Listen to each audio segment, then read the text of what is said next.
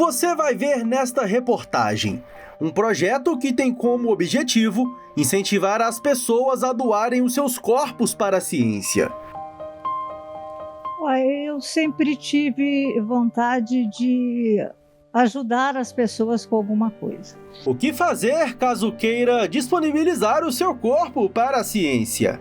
Eu, Eberton, quero doar meu corpo. O que eu devo fazer? Para onde vão e o que é feito com os cadáveres? Será que os corpos que são doados para a ciência podem ser velados? Como os corpos são guardados?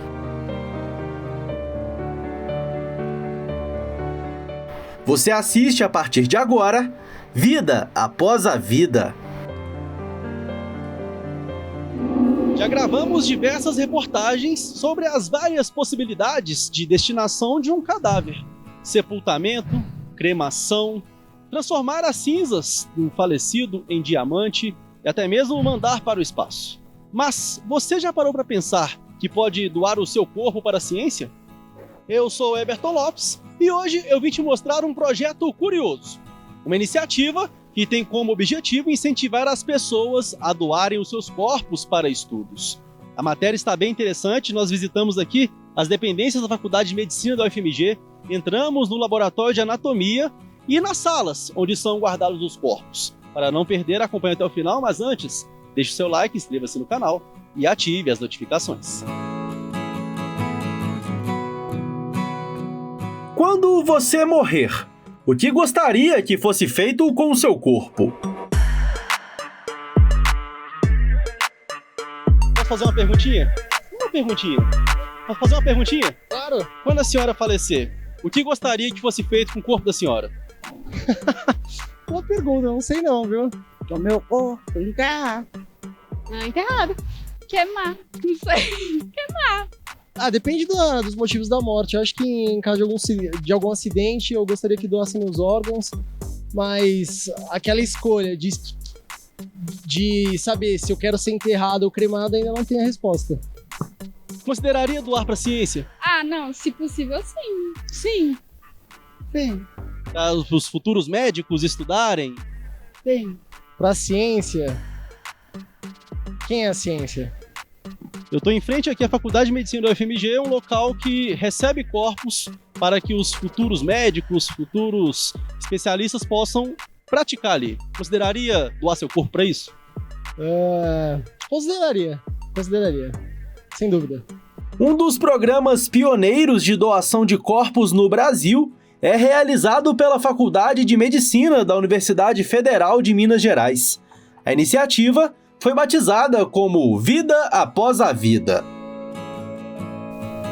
Eu estou aqui, em frente à Faculdade de Medicina da Universidade Federal de Minas Gerais, prestes a entrar neste local, onde ficam as salas em que são guardados os corpos que foram doados para estudos. E você acompanha comigo.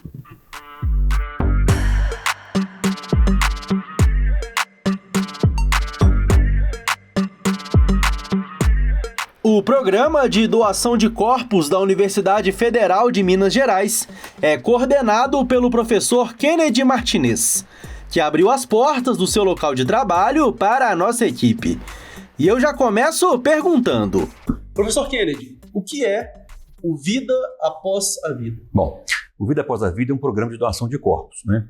Nós temos no país aproximadamente 30 programas de doação, né? Aqui é o programa mais antigo que nós temos, ele vem de 99, né? Portanto, fazendo agora 24 anos, né? Serve de base também, né, a outros programas que estão iniciando, e ele é fundamental, né, na captação de corpos para fins aqui de ensino e pesquisa, né? Os cursos da área da saúde, medicina, odontologia, fisioterapia, nutrição, terapia ocupacional, enfermagem, né?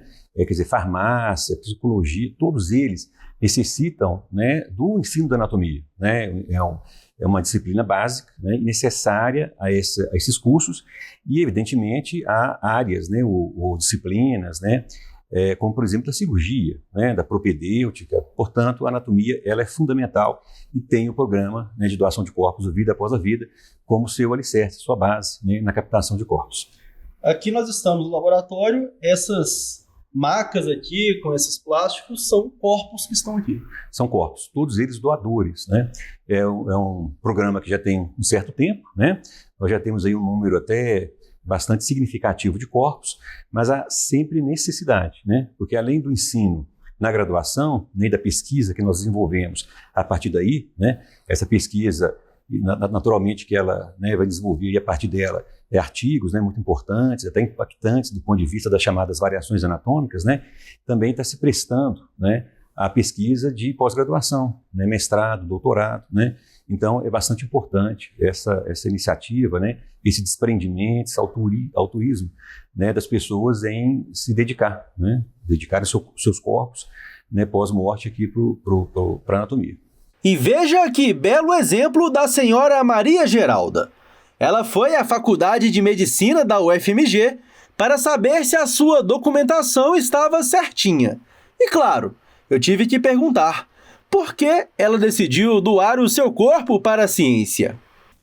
Eu sempre tive vontade de ajudar as pessoas com alguma coisa, de alguma forma. E uma vez eu vim aqui, aí foi na época que eles estavam precisando, estavam necessitando de doação de corpos. Aí, como eu venho aqui já há 60 anos, aí eu vim oferecer e vim doar o meu corpo. Como que a senhora teve acesso a essa informação que poderia contribuir para a ciência? Eu cheguei aqui, eu faço tratamento no São Geraldo. Aí um dia eles estavam comentando lá na porta que estava tendo esse trabalho aqui e precisando de pessoas. Aí eu saí lá do São Geraldo e vim para cá. O que a morte representa para a senhora? Ai, moço, eu acho que a morte é uma coisa normal, é uma coisa que todo mundo vai morrer um dia mesmo. Agora, cada um tem um jeito de querer fazer com o corpo que tiver vontade. E eu fui a única da família que optei por doar meu corpo. E qual foi a reação das pessoas aí do seu círculo social, da sua família?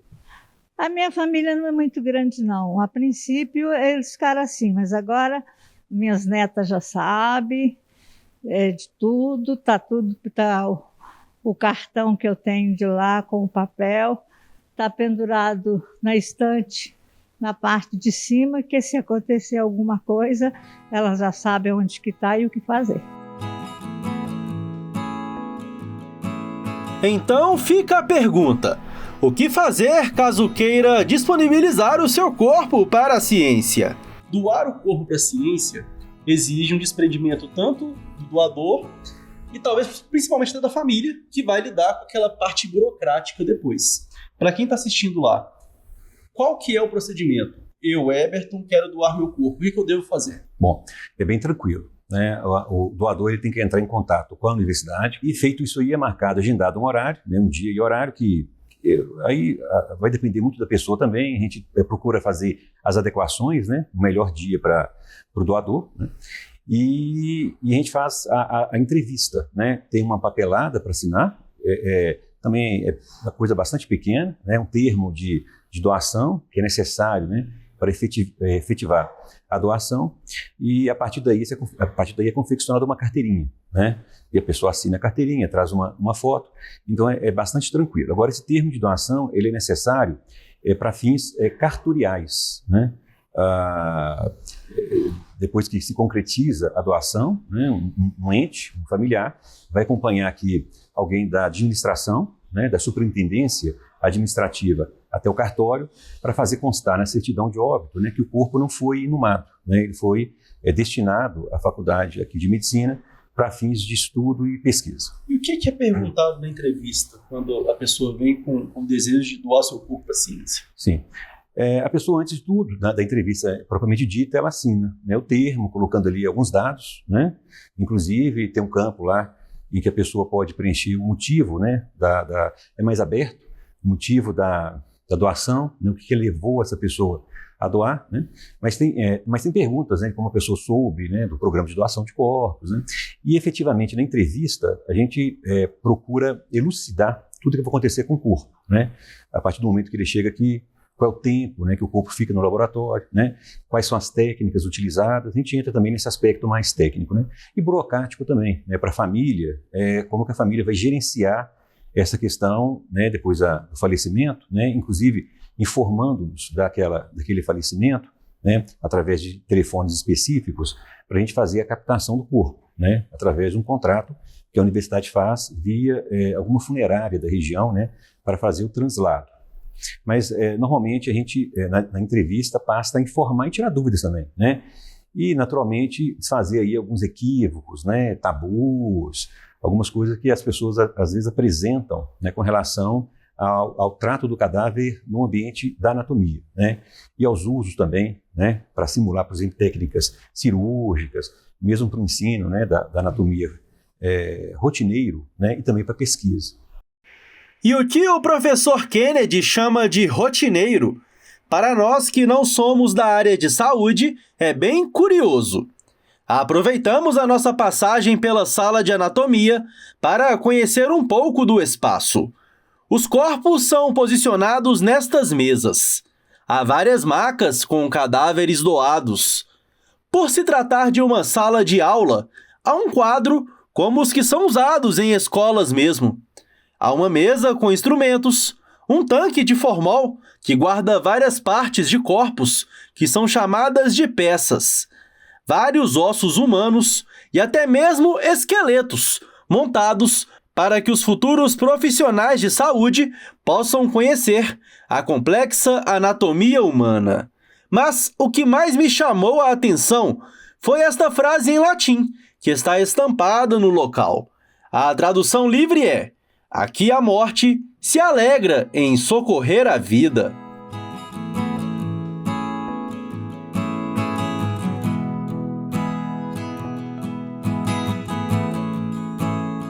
Será que os corpos que são doados para a ciência podem ser velados? A gente não recomenda passar por quaisquer procedimentos. Houve falecimento, a família, de preferência, né, tem que nos avisar. Depois que o médico atesta o óbito, né, tem que avisar o mais rápido possível, porque já começam os processos de degradação cadavérica, né? Então, uma demora, por exemplo, de 6, 7, 8 horas, pode ser que invibilize esse corpo aqui, né, para chegar no laboratório, porque os processos, né, de degradação já se iniciaram, né? E às vezes também a pessoa teve uma causa-morte, né, com alguma infecção, né? Isso já vai acelerar bastante esse processo de degradação. Então, declarado ali o óbito o mais rapidamente possível, a família tem que entrar em contato conosco para a gente fazer, né, a captura do corpo, trazer para o laboratório e já começar a passar nas soluções de fixação, né, ou de conservação, seja formol, um Tiel, que é uma solução também conservadora, né, ou, por exemplo, colocar a pessoa numa câmara fria, como para a prática, né, do fresh frozen cadáver, que é o cadáver fresco resfriado. Então, a pessoa não pode ser velada, no caso dela, quando ela doa o corpo para a ciência. A não ser que essa cerimônia aconteça de uma maneira assim, bastante rápida, breve, né? Um procedimento ali talvez de poucos minutos, ali, uns 20 minutos, meia hora, né? Eu acho que, dependendo até das condições ambientais, de temperatura, né? Isso influencia bastante, talvez no máximo 1 hora. Tá certo? Lógico que tem várias condições aí, tem variáveis também. Mas de preferência não, né? Então teve a ocorrência, né? O falecimento, é um doador, então a família, e depois de declarada a morte, a família tem que entrar o mais rápido possível em contato conosco, né? Isso não invibiliza, por exemplo, o corpo estando aqui na faculdade, né? Que a pessoa faça esse velório, mas de corpo não presente, né? Então às vezes ali coloca uma foto, né? Em memória da pessoa, e as pessoas ali passam, né? Essa cerimônia, eu faço essa cerimônia, mas tem uma questão técnica aí, né, que depende da microbiota, né, das condições. Os tecidos têm que estar conservados para poder serem objeto de estudo, né? Exatamente, e se chega aqui numa condição em que já começou um processo de degradação muito acentuado, né, o risco é muito grande, né, para quem está trabalhando, fazendo os procedimentos, né, por exemplo, de fixação cadavérica, né, de admissão do cadáver aqui. Então, a gente não corre esse risco, né? Um dos responsáveis por receber os corpos no local é o José Eustáquio, enfermeiro, tanatopraxista e técnico em anatomia e necropsia. Ele trabalha no necrotério. Como que é esse processo? Eu estou aqui numa sala, num local que é o necrotério eu posso dizer que é da estrutura toda aqui, que tem o Hospital das Clínicas e a faculdade, é isso? Bom, isso mesmo. Aqui funciona o necrotério do hospital, né? Então os óbitos dos pacientes, quando ocorrem, eles são direcionados aqui para o necrotério para guardar os familiares com tratação de funerária, enfim. E aqui também é o local onde o corpo do doador, no nosso caso, ele entra pela primeira vez. Ele entra aqui no necrotério, porém com outro objetivo. Ele não vem para cá para guardar um serviço funerário. Então ele entra aqui nesse local onde eu vou realizar o procedimento de embalsamamento nesse corpo para que ele possa ficar aí anos e anos para isso tudo. A nossa audiência já está acostumada com os termos técnicos, né? Já fizemos várias reportagens em laboratórios e tudo. Qual que é a diferença da sua atuação no embalsamamento para o programa de doação de corpos comparado com o que vai ser realizado para o velório, por exemplo? Nossa, excelente pergunta, viu? Porque acontece muitas das vezes de familiares quererem realizar uma despedida do corpo antes dele ser doado. Aí me perguntam, podemos velar? Eu falo, poder até pode, mas só que me fala qual que é a funerária, porque eu tenho que fazer o contato e explicar para a funerária o que pode e o que não pode ser feito com esse corpo, porque geralmente nas funerárias eles vão realizar a tanatopraxia, o embalsamamento também, mas para preservar com a estética. Então é muito diferente o nosso procedimento aqui do que é feito para se fosse um serviço funerário. Então, só para você entender, o procedimento, as técnicas, é uma técnica de tanatopraxia que eu adequei aqui. Fiz uma adequação, é uma técnica de tanatopraxia que eu utilizo aqui, porém, ou seja, não precisando manter a estética. Então, quando eu não mantenho aquela estética, eu consigo preservar estruturas. Se na funerária eles realizarem a técnica de tanatopraxia, lá eles vão trabalhar com estética, então eles vão precisar fazer procedimentos como uma evisceração, dependendo da situação, e isso vai fazer com que você acaba perdendo estruturas, referências anatômicas para os alunos aqui da medicina. Acredito que até quando não ocorre a evisceração, mas tem um procedimento que vem com uma vareta para sugar os fluidos, isso aí também pode inviabilizar os órgãos aqui, né? Isso mesmo. A questão da evisceração, você falou uma coisa muito importante. Hoje em dia quase que nem é muito aplicado, mas quando o corpo ele é um corpo necropsiado. Mas só que existe um procedimento que é a aspiração da cavidade abdominal, né? Através de um trocárter, uma ponta que fura, corta ao mesmo tempo, para estar ali semelhante fazendo um procedimento de lipoaspiração.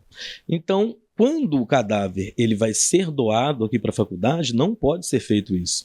Por quê? Ele vai destruir várias estruturas anatômicas ali. Então, quando o aluno, né, o futuro médico, vier aprender a conhecer o corpo humano, ele fica todo perdido, porque as estruturas anatômicas estão todas atrapalhadas, né? Isso se aplica também aos produtos químicos? Também, muito importante. O que acontece? O fluido, né, que é utilizado na tanatopraxia, por exemplo, lá no serviço funerário, é um fluido arterial e um fluido cavitário. Esse fluido arterial ele tem a coloração aí vermelho para lembrar o sangue com oxigênio, para manter a aparência naquele corpo o máximo possível, como se ele estivesse em vida. Aqui não. Aqui eu vou fazer um procedimento, que eu vou injetar um fluido, o cadáver aqui ele vai ser embalsamado para muitos anos. Então aqui eu não preciso dessa coloração e eu vou usar uma concentração maior do que a utilizada na funerária. Nós continuamos a nossa conversa no local de trabalho do José Eustáquio, o laboratório. O corpo chegou. Eu entro com ele aqui para essa sala aqui de preparo de corpos. Aqui é uma sala de necrópsia, tá? E aqui eu tenho uma mesa, que é a mesa de procedimento. Essa mesa de procedimento, ela me dá aí uma condição de trabalho muito boa, porque ela tem água correndo nela todo momento que eu estou preparando o corpo. E, enfim, esse corpo ele vai ser todo momento feito a infusão com uma bomba injetora, bem semelhante à que é realizada com a tanatopraxia. Então eu vejo aqui a estrutura da mesa, que ela é um pouquinho diferente da que nós já acompanhamos, que o corpo ele fica posicionado aqui então, em cima desse suporte, e todo o fluido então ele já vai escorrendo e tem água o tempo todo ali? Tem água o tempo todo, isso mesmo. Tem água o tempo todo descendo, porque tem o sangue que vai ser retirado, né, do corpo, secreções. Então essa água ela vai descendo e vai para a estação de tratamento de esgoto aqui do hospital. Toda unidade, né, que tenha aí, receba o resíduo sólido de saúde, tem que ter uma estação de tratamento de esgoto. E aqui não é diferente. Por isso essa mesa, ela tem a água correndo 24 horas, o período que nós vamos preparando o corpo aqui, vai estar tendo essa água, né, um filetinho de água para não ficar agarrando também, sangue, secando, né, para não ficar já é um ambiente sujo, né, microscopicamente. Macroscopicamente, aí é desnecessário, né? Essa estrutura aqui também é nova, né? Eu não, pelo menos em outros laboratórios que eu estive, eu não vi essa espécie de mesa, né? Essa estrutura aqui ela é muito importante porque nós recebemos doações diversas, né? Quando recebemos uma doação aí, por exemplo, de um RN, né? Um natimorto, um recém-nascido que veio a óbito, aí nós preparamos ele aqui em cima, dentro, né, nessa mesinha aqui, porque aqui fica meio que impossível. As estruturas dele, né, os bracinhos, as pernas, fica muito difícil de manusear. Ele cair aqui nessa Sim, parte. então nós utilizamos aqui nessa mesa. E esse quadro aqui? Qual que é a função dele? Esse quadro aqui ele é muito utilizado aí já para os exames necroscópicos, né, aqui da universidade. Então aqui você tem direcionamentos aqui da face, né, quanto é a aproximação de um olho para o outro, tudo isso vai implicar com relação a alguns processos patológicos, entendeu? Aí tem a questão do peso, né, pesar o órgão, por exemplo, quanto que pesou a tireoide, quanto que foi o peso do timo, né, como que estava a borda hepática, enfim, é um direcionador mesmo porque é uma necrópsia aula, né? Então aqui, por ser uma universidade, aqui todos os procedimentos que são realizados aqui são didaticamente, né? Então a todo momento tem um professor acompanhando, né, um aluno. E como a função desta estrutura é didática, ao lado do laboratório há um anfiteatro, com uma mesa onde são colocados os corpos e uma espécie de arquibancada, para que os alunos possam assistir às aulas ministradas.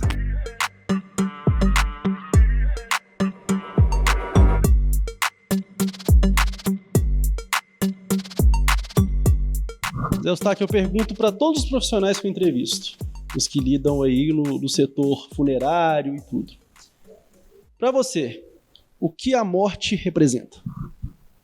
A vida, você acredita? Eu falo para todo mundo, a morte para mim representa a vida. Eu vou fazer 20 anos que eu trabalho diretamente com a morte. E eu trabalho com a morte focando sempre a vida. Isso eu acho que foi um dos segredos que me ajudaram, né, e que me ajuda até hoje. Eu não me vejo trabalhando, né, tem mais de 20 anos que eu trabalho diretamente com a morte. Eu não me vejo trabalhando numa outra área que não seja com a morte. Apesar de eu ser enfermeiro, eu sou enfermeiro, mas não trabalho na assistência. Eu resolvi seguir a docência. Então eu dou aula para curso de enfermagem. E pego muito isso com meus alunos. A enfermagem é quem vai cuidar do paciente quando for a óbito. A responsabilidade é deles.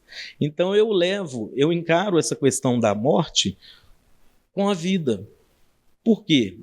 Lá no nosso laboratório nós temos até um dizer lá, não sei se vocês repararam, né, que lá tem uma frase que significa que a morte se alegra em socorrer a vida.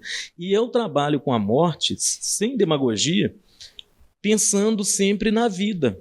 A vida de quem? Quando eu estava dentro de uma funerária, era a vida dos enlutados, das famílias que estavam lá ansiosamente aguardando a chegada daquele corpo para poder fazer a despedida, porque eu falo que para o enlutado, o corpo ele tem vida, o corpo escuta, o corpo sente frio, sente vergonha, não é mesmo?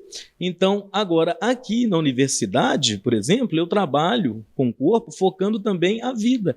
Através dessas mãos aqui, muitas vidas são salvas. Muitas vidas têm conforto, porque alunos da medicina que estão estudando nesse corpo aqui, eles vão trabalhar no corpo do nosso semelhante que está vivo, concorda?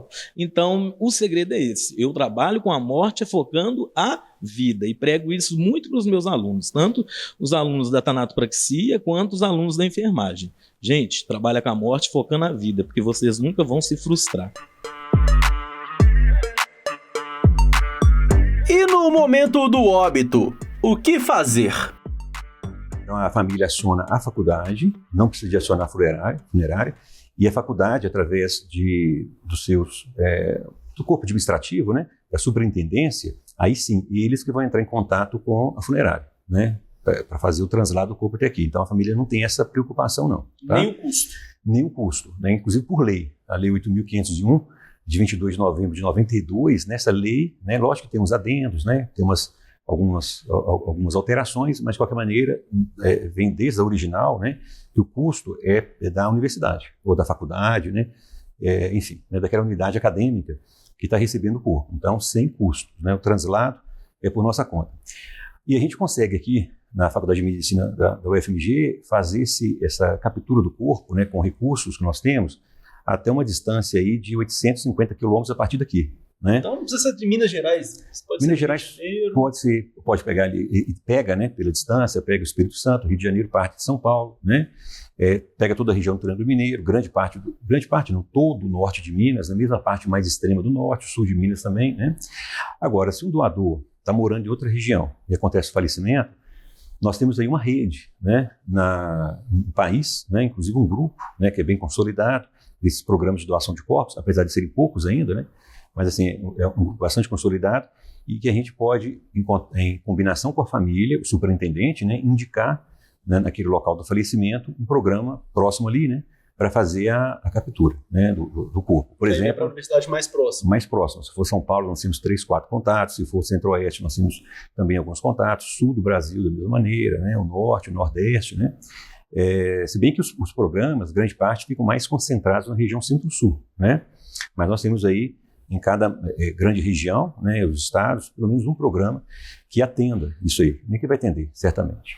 Então, a partir do momento que a pessoa decidiu doar o corpo para a ciência, ela não precisa de ter um plano funerário. Não há necessidade. Às vezes, é até interessante que tenha, né, vamos pensar assim, porque pode ser que mude alguma coisa, né, a pessoa faça agora conosco, né, a doação, passa pelo processo de doação. Vamos imaginar daqui alguns anos, 10, 15, 20 anos, as pessoas mudam, né? Pode ser que ela mude, né? Já tem ali para garantir o plano funerário. Mas uma coisa importante também é o seguinte, né? A pessoa é uma doadora, ela passou por todo esse processo de doação, né? Mas a família, por lei, né, ela pode inviabilizar aquela doação da seguinte maneira. Eu sou doador, né? Mas vamos imaginar que eu tenha um filho, uma filha, né? Ou mesmo esposa, um parente mais próximo, irmão, pai, mãe, que não esteja muito confortável com a ideia da doação para fins de estudo e pesquisa, né? Quer que o corpo seja inumado, né? Só esse desconforto já é suficiente para não concretizar a doação. Isso na lei, né? Apesar da pessoa ter registrado, né, na universidade aquele desejo dela, né? Logicamente que a família está inferindo o desejo da pessoa, né? Mas a universidade também não vai entrar nessa peleja, vamos colocar assim, né? Então, isso está previsto em lei, né? Então pode ser que aconteça isso também. E aí o plano funerário vai dar um suporte para aquela pessoa naquele momento, né?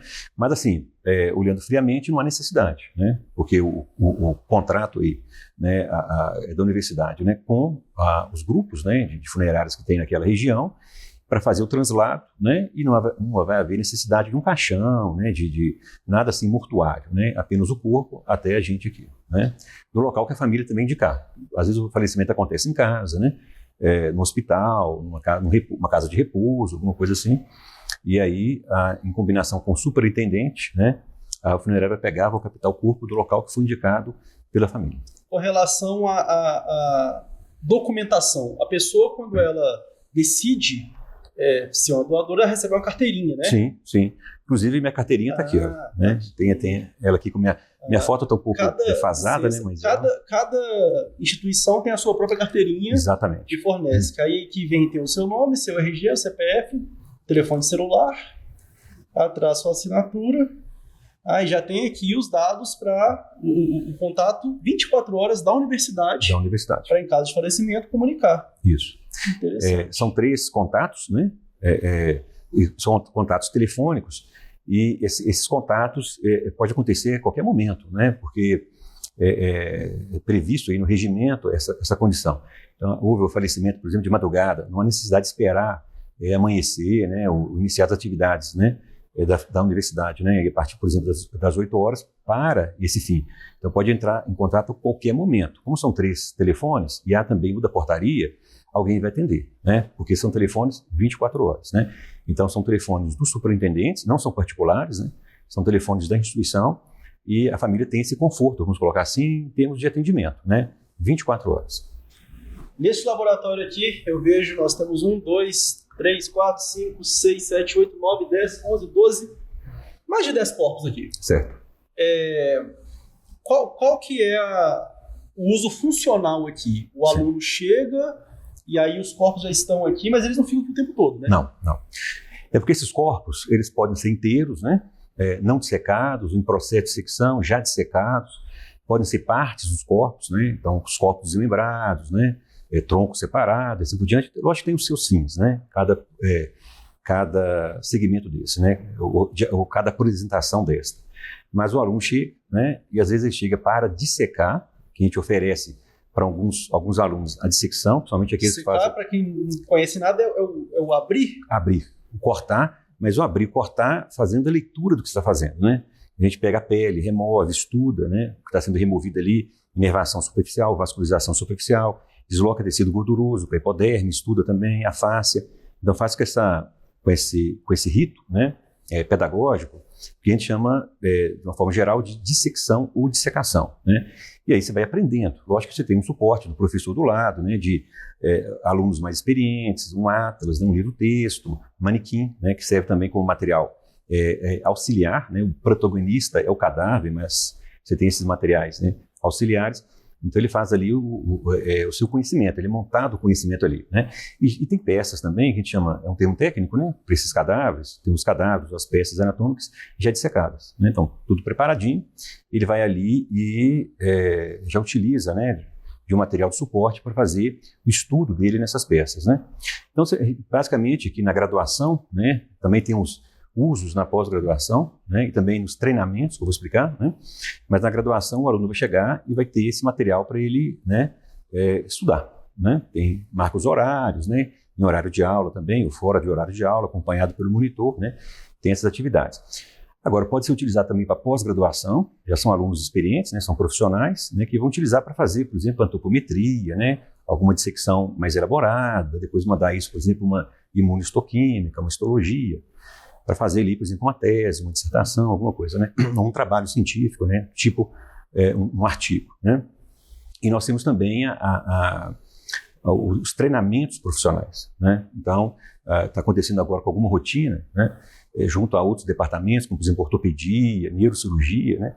Vem aí os alunos, né, desses departamentos, com seus professores, né, e com parcerias também, inclusive até com o exterior. A gente fez recentemente uma parceria com um centro nos Estados Unidos, né, que é no San Diego, ali no sul da Califórnia, para vir aqui e fazer preparações cadavéricas, mas simulando cirurgias, né, nas 2 que houve, uma ano passado e uma recentemente, foi de coluna, né? Então, existem muitas técnicas, né, coisas novas. Então, essas técnicas, esses procedimentos, eles são testados nos cadáveres, né? E nos cadáveres, naqueles que nós chamamos de frescos, né? Que fazem parte do fresh frozen cadáver. E para treinar, né, esses alunos, no futuro, eles realizarem os mesmos procedimentos, né, outros procedimentos em indivíduos vivos. Então, isso aí é fundamental. E é o que tem hoje em dia no mundo, né, para fazer treinamento, né? A gente está começando agora no Brasil dessa forma, né, com o chamado fresh frozen cadáver. Aqui é a primeira universidade com uma estrutura, né, grande, né, para ofertar essa técnica, né, esses treinamentos em cadáveres frescos, mas há nos Estados Unidos uma série de centros, né, em Miami, em Tampa, Toledo, em Ohio, né, na Califórnia também, que já fazem isso há algumas décadas, né? Então a gente está começando agora a implantar no país. O fast frozen cadáver, porque na situação tradicional, que isso já é o senso comum, é que geralmente para conservar os cadáveres são usados formol ou outras substâncias, né? No caso do fast frozen é colocado numa câmara, igual do IML. Exatamente, igual do IML. Com a diferença que aqui a gente passa uma substância no cadáver, né? através dos seus vasos, né? Os grandes vasos, por exemplo, a artéria femoral, via femoral, né? A carótida comum e a jugular também interna, que são vasos estratégicos, né? A gente faz soluções para evitar o congelamento, né? A temperatura é uma temperatura muito baixa, né? Por volta aí dos menos 20 graus. A gente consegue jogar a temperatura até uns menos 25 graus, né? Então ele fica bastante resfriado, mas não fica congelado, né? Porque o anticongelante que é aplicado impede isso, o que facilita, por exemplo, uma dissecção muito boa, né? Com qualidade, porque as estruturas vão estar muito amolecidas, muito próximo do indivíduo vivo, né? Com a diferença que o cadáver vai estar bastante frio, essa é a diferença, né? Mas é o que existe hoje, vamos colocar assim, de grande tecnologia, né? Para a gente oportunizar, né, esses preparados de maneira parecida à cirurgia, fazer os treinamentos cirúrgicos, qualquer especialidade. Eu sei que bateu a curiosidade para ver os locais em que os corpos são armazenados. Vamos começar pelo mais tecnológico, que possibilita a realização do procedimento chamado Fast Frozen. Já dá para ver isso como se fosse um container mesmo, né? É um container mesmo. E aqui nós temos cadáveres, né? Em ambos aqui. Esse aqui não estão no formol. A conservação é a frio, né? A fresco para essa técnica do Fresh Frozen cadáver, mas é colocado um anticongelante. Normalmente a gente usa lá o monoetilenoglicol, ditilenoglicol, né? São substâncias com álcoois e são conhecidos por essa função, né? Anticongelante. E aí se presta para simulação de técnicas ou procedimentos cirúrgicos, né, como houve recentemente para a coluna, 2 na verdade, né, um através da neurocirurgia, outro através da ortopedia. Então assim, olha, em termos de país, uma novidade, isso já é feito fora, né, há alguns anos, mas uma câmara nessas dimensões, né, e com essa proposta, né, de trabalhar aí procedimentos, né, semelhantes a cirurgias em vivo, né, mas para fazer treinamentos, é a primeira universidade brasileira, né, já com essa atividade já iniciada. Quando nós pensamos na conservação de corpos do formol, por exemplo, você coloca ali o corpo imerso, está tranquilo. Agora aqui é uma câmara que, funcionalmente falando, é como se fosse uma grande geladeira, que frigoríficos têm, IML tem, tudo, e que é alimentada por energia elétrica. Exato. Se acaba a energia aqui, o que acontece? Nós temos um sistema, né, um no-break, né, e um gerador para realmente segurar, né, caso aconteça uma queda de energia. E se acontecer, pode ficar bastantes horas, né, que o sistema ele consegue estabilizar isso aí, manter a temperatura até restabelecer a rede. Porque se desligar, pode perder os materiais. Exatamente. Isso aí é uma coisa que a gente olha bastante, né? E foi construído, e o pessoal da engenharia o construiu com essa intenção, né? Se acontecer qualquer variação na corrente, ela vai ser alterada, né?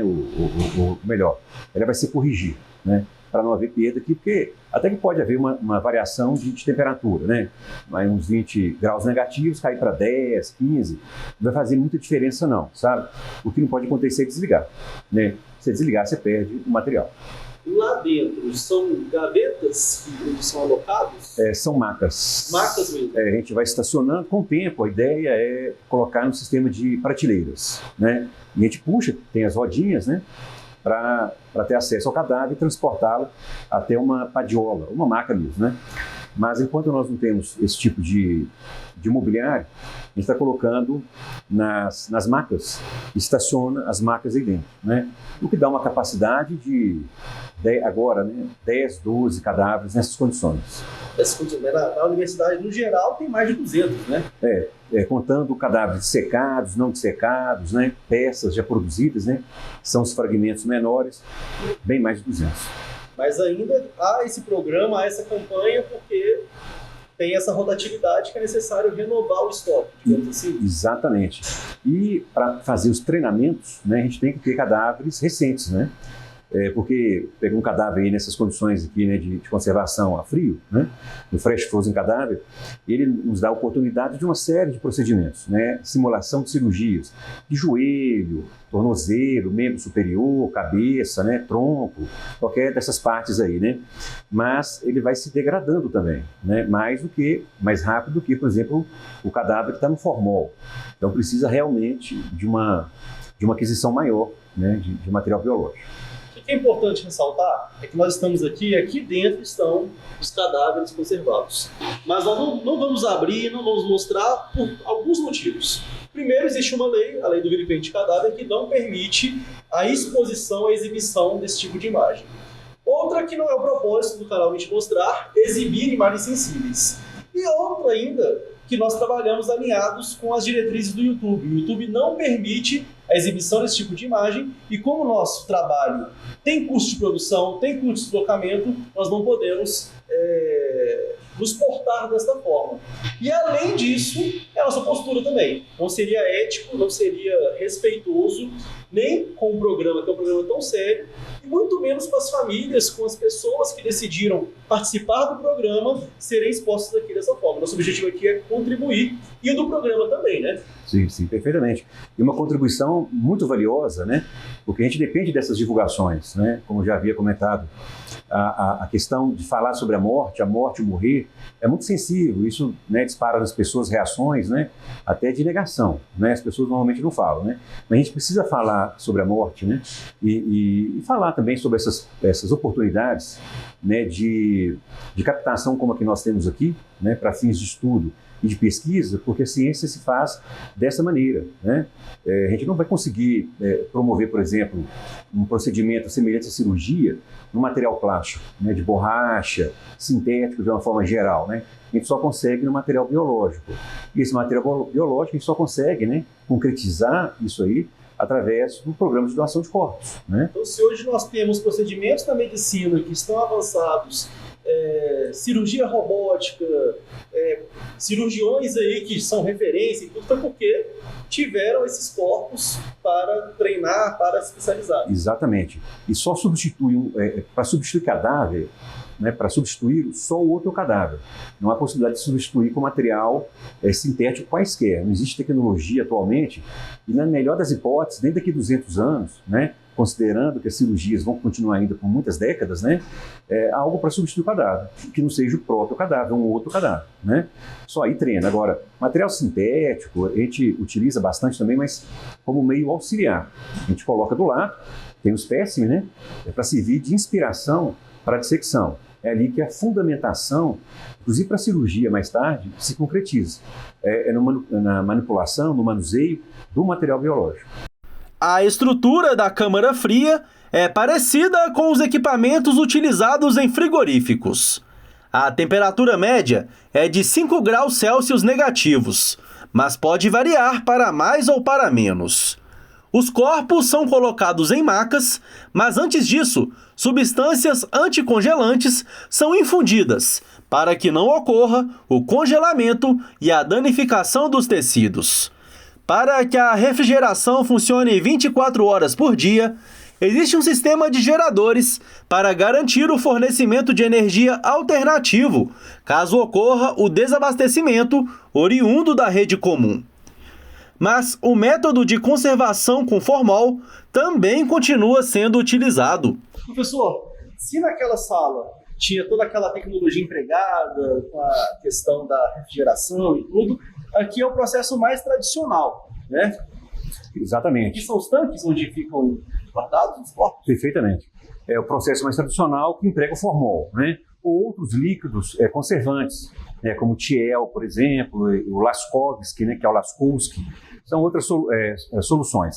Mas o forte aqui é o formol. E aí nós temos aqui 4 tanques, né? Esse aqui é um deles, né? De aço inox, onde nós reservamos essas peças, esses cadáveres, né? Dissecados ou não dissecados, né? Então, às vezes, ele fica um tempo aí, né, sem dissecar, para depois vir a ser dissecado, ou já dissecado, né, já preparado, né, já cortado, e fica aqui em solução de conservação. Uma dúvida. Eu vejo ali, eu não posso mostrar, mas tem um corpo ali. o fato dele estar imerso no formol, depois que ele é tirado, ele pode ficar ali o tempo que for necessário? Como que é essa dinâmica? Sim, esse tempo que for necessário depende bastante, né? Vai depender das condições ambientais, né, da forma que ele foi conservado, o tempo que ele ficou, né, em solução, né, de conservação. Mas normalmente a gente deixa aí no máximo uns 15 dias, às 2 semanas, né, enquanto acontece alguma atividade didática. Às vezes é uma aula, por exemplo, sobre tórax, abdômen, sobre membros, né? E vai acontecer naqueles tempos, naquelas 2 semanas ou 3 semanas, é o tempo que a gente deixa fora da solução de conservação, né? Findou esse tempo, né? Os alunos fazem as provas e aí a gente volta com o material para os tanques, que é necessário ter esse contato, né, com a solução, por exemplo, de formol, né, por mais tempo, né, para não desidratar ou estragar. Nesse tempo, então, vamos supor que vai ser usado para uma aula. Vai abrir, vai retirar. O formol ele é escorrido do corpo, digamos assim, grosseiramente falando? Sim, a gente deixa um pouco que ele escorra, né, aqui dentro do tanque, né, tem um sistema para içar, que é rodana, né? E aí ele é colocado em máquina e lavado. Então, por isso também que... Lavado com água mesmo? Com água mesmo. A gente coloca mangueira, né? Passa a mangueira, essa água ela vai para um sistema, um tanque, né? De um reservatório, que é desenhado ou construído exatamente para isso, para não misturar com esgoto, né? Geral, com uma questão de lei também, né? Questão de biossegurança.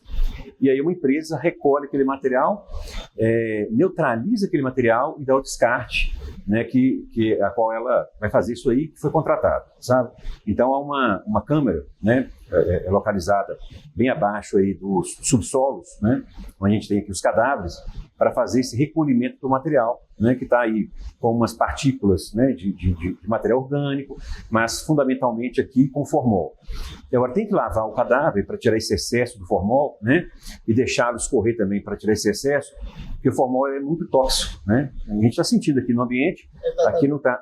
Aqui está menos que antes, mas eu estou sentindo que meus olhos estão lacrimejando. Lacrimejando. Então, além disso, ele é bastante irritativo para mucosas, né, somente nariz e a parte conjuntival, a gente fica com lacrimeja bastante e dói e arde, né, bastante os olhos.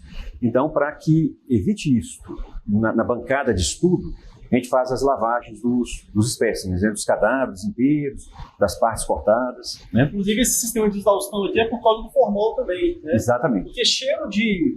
Vamos pensar, grosseiramente falando, cheiro de cadáver não tem nenhum espaço aqui, né? Não tem. É porque ele está conservado, né? Então a gente, com os agentes conservadores, a gente impede a degradação cadavérica. Então entra naquelas fases, né, de destruição, né, do material cadavérico, que dá um cheiro bastante característico, né, de degradação. Então a gente bloqueia essa atividade, fica conservado, mas o formol tem essa natureza, né? Ele é volátil e bastante irritativo. Por isso o sistema de exaustão. Tem que ter um sistema bem, né, suficiente para não intoxicar também os alunos, os técnicos, os professores. Que aqui não são só os tanques, né? Tem uns recipientes também com outras peças, né? Porque não são só os cadáveres inteiros. À medida que a gente vai trabalhando, a gente vai segmentando esses cadáveres, né? E produzindo peças menores, né? E essas peças menores para fazer estudos mais pormenorizados, né? Que fica mais fácil de você manipular o espécime. E eu vejo, aqui são os corpos inteiros. Necessariamente estão 2 pessoas no mínimo para... Não, tem mais. Para puxar... Sim, para remover. Vou tirar aqui um corpo para poder levar para o laboratório. Sim. Tem um sistema de roldana, que você falou, né? Mas precisa de 2 pessoas conseguem? Uma pessoa consegue. Um sistema de roldana, como a gente tem aqui no fundo, aqui, olha, tem essas correntes, né? Então a pessoa, sabendo utilizar, né, o mecanismo, ela consegue içar um cadáver, mesmo ele de uma pessoa bastante grande, né, com uma maior facilidade. Isso é fácil. Mas por uma questão de segurança, a gente sempre recomenda 2 pessoas. E os cadáveres, eles ficam em macas? Aqui dentro? Bebidos, ou eles ficam... Como que é? Assim, um sobre o outro. Não tem uma separação com suporte, né? Não. De maneira que a gente vai fazendo um revezamento também, né? Pegando os mais antigos, colocando mais acima, né? Vai fazendo essa troca para que ele vá para a dissecção mais brevemente possível. Facilitar a logística, né? Isso, e aí, na hora que coloca, que eu vejo ali, tem a corrente, tem um gancho, né? Isso. O que é colocado no cadáver em si? É uma cinta? Uma cinta. Está até naquele canto ali, tá vendo aquela cinta verde ali? Aquela cinta é muito resistente, né? Tipo de paraquedista. A gente coloca e ela não arrebenta, ela issa, né? Presa no gancho da corrente com maior facilidade. Olhando assim, de forma bem grosseira, parece aquele sistema usado para levantar motor de carro, né? É o mesmo sistema. É o mesmo sistema? É o mesmo sistema. Tem uma roda, né? Tá vendo? Trilho. A gente joga essa roda para lá. Ele consegue tanto levantar quanto movimentar. Movimentar. Com um dedo você consegue, na corrente, né? Fazer todo esse deslocamento aqui. Uma pessoa às vezes com 150 quilos, está com formol, né? Fica um pouco mais pesado, né? Você consegue fazer isso com maior tranquilidade, sabe? Mas sempre 2 pessoas para dar uma segurança, né? Sim. E aí, então, na parte logística aqui, posicionou a maca ali, no transporte até a outra sala, ele é colocado no saco cadavérico para ir até lá? Se não tiver, pode ser também, né? Mas se não tiver o saco cadavérico, a gente coloca na maca, que tem uns baldinhos, né, para recolher o líquido, né, que vai sendo liberado dele, e a gente coloca um lençol por cima. Aí faz o transporte dessa sala para outra nesse mesmo subsolo, né? É pertinho, é bem tranquilo também, não vai expor. Não vai expor. Porque tem o lençol, né, que a gente protege, aí todo mundo sabe que é um cadáver, porque o ambiente aqui é da anatomia, né? Mas não tem exposição alguma fora a sala de estudo mesmo. E é claro que eu não poderia deixar de perguntar: o que a morte representa para o professor Kennedy, um profissional que lida com corpos de falecidos no dia a dia? É uma pergunta difícil, né? Muito complicada, né? A gente faz muitos estudos, né, sobre a morte, o morrer, né? Inclusive, no nosso setor aqui de anatomia, o departamento de anatomia e imagem, nós chamamos alguns simpósios, né, para tratar do assunto, né? Já fizemos aí, o ano passado, 2, né, sobre a morte e o morrer, né? Essas representações sociais da morte, né? Mas é uma resposta dificílima, né? Assim, do ponto de vista biológico, é a cessão das atividades vitais, né? A gente sabe disso. Mas a coisa perpassa essa questão biológica, né? Ela vai para a parte aí, né, da psique, né? Mas eu tenho comigo que é a cessão das atividades biológicas mesmo, né? E essa atividade não acontece todas, né, num dado instante. Lógico que é um processo também, né? E nesse processo há outras atividades associadas também de vida, né? Inclusive microbiana, né? Então é um processo bastante complexo, né? Assim, biologicamente falando, exceção das atividades vitais. E se você quiser saber mais sobre o programa Vida Após a Vida, acesse o site que aparece na sua tela ou clique no link que está disponível na descrição deste vídeo. Você conhece o Valeu Demais? É uma forma de ajudar a viabilizar as produções dos canais no YouTube. Basta clicar neste coraçãozinho com o cifrão e escolher o valor que gostaria de comprar. Sua pergunta estará em destaque e eu faço questão de responder diretamente para você e gravar a resposta no próximo vídeo, que será disponibilizado aqui no Vim Te Mostrar. Valeu demais pelo apoio, hein? Professor Kennedy, finalizamos aqui o nosso tour pela Faculdade de Medicina, mostramos a importância desse trabalho que tem da doação dos corpos, né? Eu quero saber para você qual que é a importância da divulgação disso. Nós estamos aqui justamente para disseminar informações, para incentivar as pessoas, as desprendidas, né, a doarem seus corpos para a ciência. Eu quero saber a sua opinião sobre o nosso papel aqui. Olha, o papel é fundamental, né? A mídia é uma grande aliada nossa, à medida que falar sobre a morte, né, e por extensão, né, a doação de corpos, é muito difícil para grande parte das populações, né, porque isso é um tabu bastante grande, né? Então, a mídia, então vocês estão do nosso lado aí, no sentido de sensibilizar, né, essas populações e fazendo com que elas vejam que existe, né, aqui um programa, é uma alternativa, né, para o além da vida,